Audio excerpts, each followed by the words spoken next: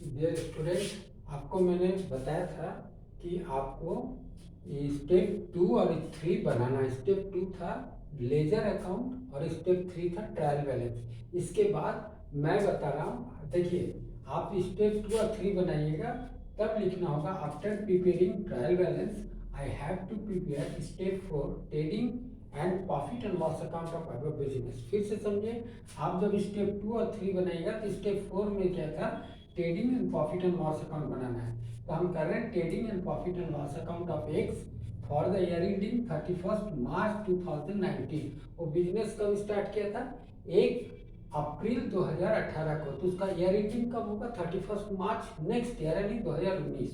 आप particulars amount देखिए, opening stock नहीं है क्योंकि बिजनेस स्टार्ट हो रहा है तो ओपनिंग स्टॉक होगा ही नहीं। तो टू परचेज आपका अकॉर्डिंग टू क्वेश्चन 92,000 है, और डायरेक्ट एक्सपेंसेस में ओनली वेजेस है 12,000। और सेल्स में क्या है आपका, क्वेश्चन में देखिए हमने पूरा जनरल एंट्रीज में लिखा दिया, revenue from fee and sales account 6,50,000 है।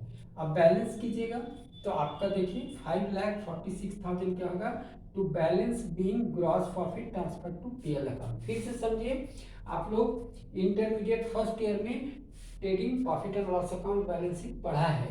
तो अभी हम लोग एक प्रोजेक्ट में ट्रेडिंग एंड पीएल अकाउंट बना रहे हैं स्टेप 4, जिसमें हम लोग क्या किए, particular amount to purchase ₹92,000, to wages 12,000 जो है, और कोई डायरेक्ट एक्सपेंसेस नहीं है। तो बाइस revenue from fee and sales 6,50,000 है। आप अमाउंट को लेस कीजिएगा, जैसे देखिए 6,50,000 में आपका 1,04,000 लेस होगा, तो आपका बैलेंस कितना बचा, 5,46,000। तो 5,46,000 आपका क्या हो गया, ग्रॉस प्रॉफिट हो गया। ठीक है, इस प्रॉफिट को हम लोग कहाँ ले जाएंगे, पीएल अकाउंट में। ओके,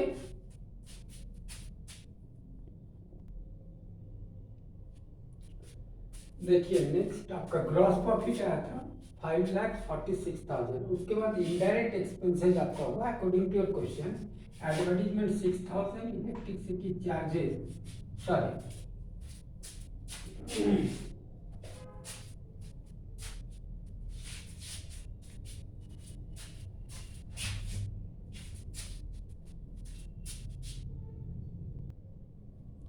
देखिए advertisement 6,000, electricity charges according to question 48,000, telephone expenses 73,000 है।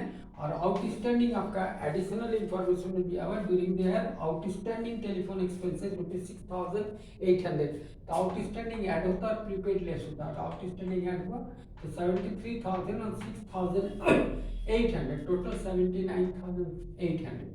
Entertainment allowance 7,000, general expenses 5,200, interest on bank loan according to question 36,000, और to depreciation on building 10,000, furniture 8,000 and computer 1,44,000, total 1,62,000।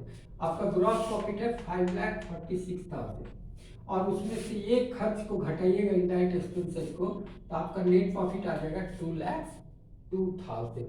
फिर से समझिए, हम लोग का ग्रॉस प्रॉफिट आया 5,46,000, उसमें से इनडायरेक्ट एक्सपेंसेस किसको कहते हैं, that expenses is relate to office, not direct relate to factory या direct relate to production. If it is direct relate to office, all office expenses is called indirect expenses. तो now this one is advertisement 6,000, electricity charges 48,000, the telephone expenses 73,000, add outstanding 6,800, that is 79,800, entertainment allowance 7,000, general expenses 5,200, interest on bank loan 36,000, and depreciation on building 10,000, furniture by 8,000 and computer by 1,44,000, total is 1,62,000। इस पूरे balance को आप इस balance से less कीजिएगा तो आपका 2,02,000 आपका नेट प्रॉफिट होगा, जो कहां पर जाएगा, आपका कैपिटल में ऐड होगा। ठीक है, तो आपका trading profit and loss account बन गया। अब हम बताएंगे आपको बैलेंस शीट। देखिए नेक्स्ट होगा step 5, balance sheet of X as on 31 March 2019, liabilities amount, assets amount. देखिए बैंक लोन आपने कितना लिया था 3,60,000, ड्यूरिंग द ईयर आपने कितना पेड किया 90,000, तो आपका बैंक का लोन कितना बच गया 2,70,000। Bank loan is liabilities. Next, outstanding telephone expenses, it is also liabilities, that is according to your question is 6,800। Capital आपका है देखिए 5,50,000, आपने 2 लाख का बिल्डिंग बनाया और 3,50,000 कैश लगाया, तो टोटल आपने 5,50,000 लगाया। उसमें ड्यूरिंग द ईयर ड्रॉइंग्स हुआ है 5,000 पर मंथ 60,000, तो 5,50,000 में 60,000 लेस हुआ तो आपका कैपिटल हो गया 4,90,000। इसमें ऐड होगा net profit during the year. आपका net profit according to your calculation of profit and loss account 2,02,000 है, तो टोटल 6,92,000 होगा। फिर से समझिए, आपका बैंक लोन आपने लिया था 3,60,000, जिसमें फर्स्ट इंस्टॉलमेंट आपने दिया 90,000, क्योंकि 4 इंस्टॉलमेंट में आपने लिया है, तो 3,60,000 का 4 से डिवाइड कीजिएगा तो 90,000 पर ईयर होगा।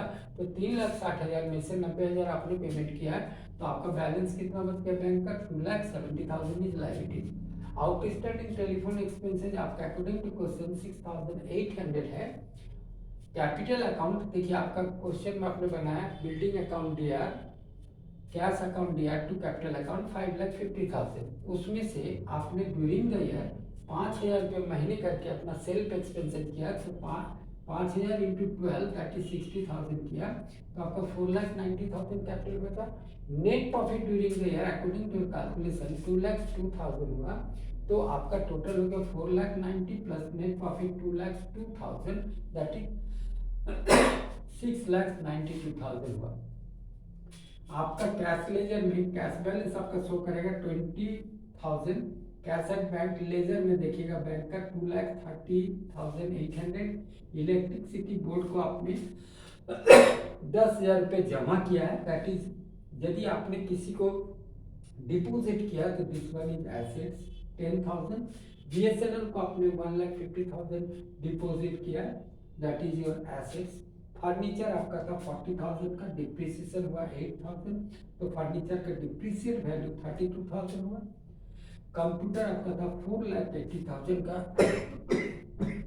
उसमें से 1,44,000 डिप्रिसिएशन हुआ 30%, तो कंप्यूटर का डिप्रिसिएट वैल्यू हुआ 3,36,000।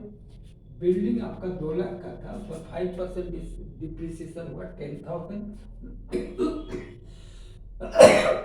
तो बिल्डिंग का वैल्यू हो गया 1,90,000। दोनों साइड का बैलेंस शीट का टोटल हो गया 9,68,800, 9,68,800। डियर स्टूडेंट, हम स्टेप 4 और 5 बता दिए। वेरी नेक्स्ट क्लास हम स्टेप 6 बताएंगे, जिसमें रेशियो एनालिसिस एंड कमेंट्स बताएंगे। आप इस तरह से प्रिपेयर कीजिए। मैं बार बार बोल रहा हूँ, आप nature of business, title of the business, amount सब चेंज करके आप बना सकते हैं, और इसी तरह आप बनाइएगा step 1, step 2, step 3, step 4, step 5, step 6। मैं नेक्स्ट क्लास में आपको स्टेप 6 बताऊंगा। इतना आप लोग अपने से एक बार बनाइए, फिर इसी टाइप से देख के अब दूसरा कोई प्रोजेक्ट बना लीजिए और उसको कंप्लीट रखिए। ठीक है, थैंक यू।